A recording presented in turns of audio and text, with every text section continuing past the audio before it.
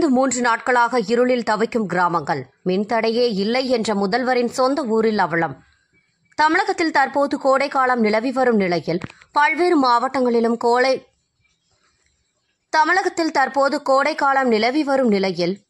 மாவட்டங்களிலும் கோடை மழை பெய்து வருகிறது.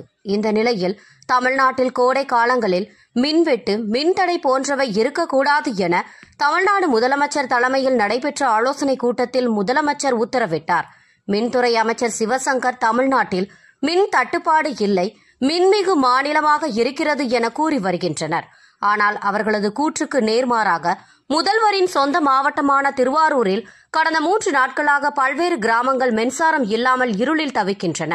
திருவாரூர் மாவட்டம் கொரடாச்சேரி அருகே உள்ள முசிறியம், இளங்கார்குடி, விடையபுரம், தக்கலூர், கண்கொடுத்த வனிதம், திருமாஞ்சோலை உள்ளிட்ட 20க்கும் மேற்பட்ட கிராமங்களில் தொடர்ந்து 3 நாட்களாக மாலை நேரங்களில் செய்யப்படும் மின்வெட்டு இரவில் தொடர்ந்து மறுநாள் மதியம் வரை மின்வெட்டு நீடிக்கிறது. நேற்று மாலை 3 மணியளவில் செய்யப்பட்ட மின்வெட்டு இரவிலும் தொடர்ந்து இன்று காலை 9 மணி வரையிலும் மின்சாரம் வரவில்லை.